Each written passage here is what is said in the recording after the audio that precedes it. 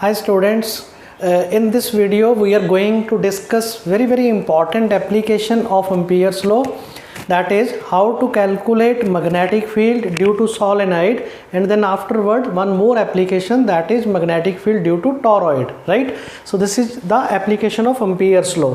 चलिए सबसे पहले समझ लेते हैं कि सोलेनाइड क्या है, क्योंकि ये सोलेनाइड वाला जो वर्ड है it is going to appear in the next unit also. बड़ी इंपॉर्टेंट टर्म है ये इलेक्ट्रिसिटी में, या आप यूँ कहें इलेक्ट्रोमैग्नेटिज्म के अंदर। तो ये मैंने सबसे पहले एक लॉन्ग वायर बनाई है, राइट। अगर हम इस लॉन्ग वायर को ये शेप दे दें तो हम उसको कहते हैं सोलेनाइड। इसको आप सोलेनाइड भी कह सकते हैं और काफ़ी जगह इसको कॉइल भी लिखा हुआ है, राइट।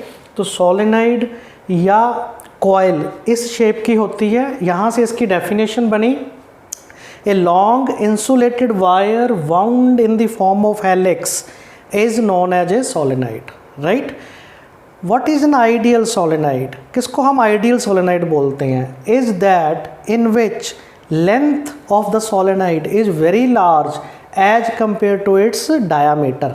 मतलब ये डायमेंशंस, लेंथ काफ़ी बड़ी होएगी एज कंपेयर टू ये डायमेंशंस, तो हम उसको बोलेंगे that is an ideal solenoid, correct. तो when ever an ideal solenoid is connected to the battery, पहले आप ऐसे समझिए कि if we connect this long wire to the battery, to the voltage, then the current start flowing in the wire. Around the wire there will be magnetic field, जो हम पहले पढ़ चुके हैं, हम निकाल चुके हैं एक लॉन्ग वायर का कितना मैग्नेटिक फील्ड होएगा। Now long wire has been wound in the form of a solenoid, shape change हो गई है तो इसको हमने सोलेनाइड बोला। If we connect this solenoid to the battery, current will flow like this. What happens to the magnetic field? Yes, when solenoid is connected to the battery, flow of current starts, magnetic field is set up in the solenoid. फ़र्क क्या है? Long wire में magnetic field ऐसे setup होता है, solenoid के अंदर magnetic field setup होएगा, सोलेनाइड के बाहर यहाँ पे मैग्नेटिक फील्ड जीरो पाया गया है और यहाँ भी मैग्नेटिक फील्ड जीरो पाया गया है, right. It has been observed that there exist a magnetic field inside the solenoid, correct. थोड़ा सा समझते हैं कि ऐसा क्यों, यहाँ पे मैग्नेटिक फील्ड जीरो क्यों, यहाँ पे जीरो क्यों। You just again review the construction of the solenoid कि ये कैसे आपको दिख रही है। हेलिक्स की फॉर्म में ऐसे लग रहा है जैसे बड़ी सारी रिंग्स को इकट्ठा करके रख दिया गया हो। तो हम कह सकते हैं कि सोलेनाइड में be suppose to consist of number of circular loops, number of circular loops. तो अगर हम एक लूप को देखें, सिर्फ ये मैंने यहाँ बनाया एक लूप, तो आप प्रीवियस लेक्चर्स याद कीजिए कि एक सर्कुलर लूप के आसपास, जैसे मान लो ये सर्कुलर लूप है तो इसके आसपास मैग्नेटिक फील्ड ऐसे सर्कल में बनेगा, राइट। तो मैंने ऐसे मैग्नेटिक फील्ड बनाया। एक इसके पास एक और लूप रख दें तो मैग्नेटिक फील्ड ऐसे होएगा, right. Just see the directions of arrow. अगर हम बाहर की तरफ देखेंगे ना, यहाँ पे देखेंगे तो इसका एरो ऊपर की तरफ जा रहा है, इसका एरो अगर मैं इसको बनाऊं और ऊपर की तरफ जाके तो ये ऐसे जा रहा है, और इसका एरो नीचे की तरफ ऐसे करके आ रहा है। तो बाहर की तरफ ये एरो कैंसिल हो रहे हैं, राइट। तो इसलिए बाहर मैग्नेटिक फील्ड कैंसिल होना शुरू हो जाता है, राइट। और अंदर यहाँ पे देखो ये जो एरोस हैं ये एक डायरेक्शन में आने शुरू हो जाएंगे तो जुड़ना शुरू हो जाता है। तो why the magnetic field is zero outside the solenoid? Because magnetic field due to one circular loop is being cancelled by the magnetic field due to the other circular loop outside the loop, and inside the loop they go on adding up. That's why there exists a magnetic field inside the solenoid, outside it is zero. Let us recap all the points. सबसे पहले solenoid क्या है? It is a long wire wound in the form of helix is known as a solenoid. Number 2, when current flow through the solenoid, magnetic field is set up in the solenoid. Number 3, it has been observed that inside the solenoid magnetic field is there, but outside the solenoid magnetic field is zero. Number 4, you can write down why. Because solenoid consists of number of circular turns, outside the turn magnetic field being cancelled and inside the circular turn magnetic field being added up, right. अब हमने क्या करना है कि ये जो solenoid के अंदर का मैग्नेटिक फील्ड है वो उसकी वैल्यू निकालनी है एम्पियर लॉ लगा के, right. So now what we have done कि जो ये सोलेनोइड के अंदर का मैग्नेटिक फील्ड है, आप ये समझें कि ये इतना का पार्ट जो बिल्कुल डीप इनसाइड है, उतने के पार्ट में अगर हम मैग्नेटिक फील्ड देखेंगे तो ये ऑलमोस्ट स्ट्रेट एंड यूनिफॉर्म आएगी। हमने इस पार्ट को यहाँ से यहाँ बना दिया ऐसे करके। तो आपको एग्ज़ाम के अंदर एक ये डायग्राम बनाना है और एक ये डायग्राम बनाना है, दो डायग्राम आपने बनाने हैं एग्ज़ाम के अंदर। इसी पार्ट को हमने ये अंदर वाली जो स्ट्रेट लाइंस हैं वो मैग्नेटिक फील्ड से शो की हैं। ये पार्ट हमने ये दिखाया, यहाँ पे जो अंदर वाली टर्न्स हैं उनके कनेक्शन है, ऐसे करके सोलेनोइड चल रही है, उसको दिखाया नहीं गया, सिर्फ पॉइंट्स शो किए गए हैं कि वहाँ से वायर ऐसे ऐसे पास हो रही होगी, करेक्ट। तो this is the magnetic field inside the solenoid. Now we have to calculate this magnetic field by using the Ampere's law. तो सबसे पहला कंसेप्ट क्या होता है कि we have to draw an Ampere loop. Ampere loop कैसा होना चाहिए वो डिपेंड करेगा जैसे मैग्नेटिक फील्ड की शेप है।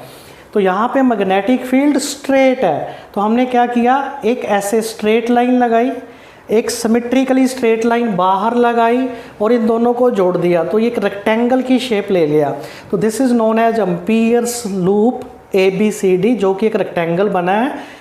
इस एम्पियर लूप में हम एम्पियर लॉ लगाएंगे। Ampere law, if you recall the Ampere law है BDL close line integral is equal to mu naught I current threading the loop, correct. तो सबसे पहले हम क्या करेंगे, इस पूरे एम्पियर लूप का क्लोज लाइन इंटेग्रल लिखेंगे, राइट, ठीक।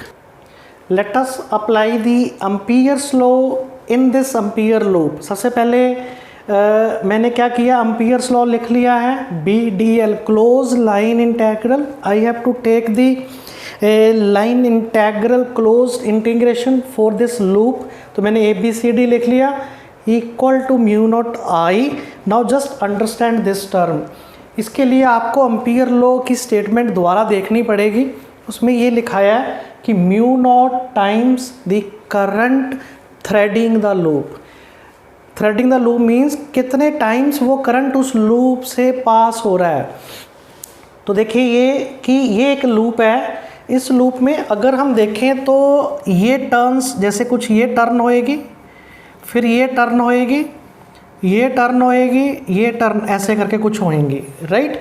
तो it means if I calculate the number of turns of solenoid in this loop, automatically I am able to calculate how many times the current is threading the loop। जितनी turns इसके अंदर से पास हो रही हैं उतने टाइम से current thread कर रहा है, करंट पास हो रहा है। तो हमने बिल्कुल पहले क्या लिखा कि let small n be the number of turns per unit length. तो इसकी लेंथ हमने क्या ली है, छोटा l। तो टोटल नंबर ऑफ टर्न्स इस लूप के अंदर क्या हो गई, n इंटू एल। तो मैंने इसको n इंटू एल से मल्टीप्लाई कर दिया। Hope this is important point आपको क्लियर हो गया। ये एम्पियर्स लॉ है।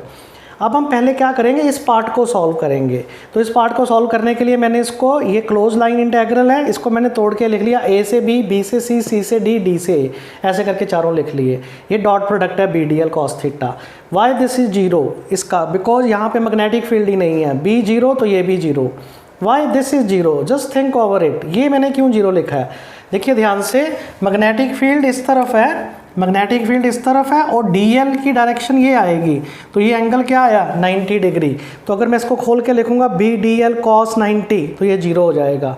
सिमिलरली उसी लॉजिक से C से D नहीं, D से A, D ये मैंने जो जीरो लिखा है यहाँ पे, this zero is for D to A, और ये मेरा यहाँ से C से D, C से D रहेगा, ऐसे करके BDL C से D रहेगा, correct. BDL is cos zero, ऐसे करके हो गया ये।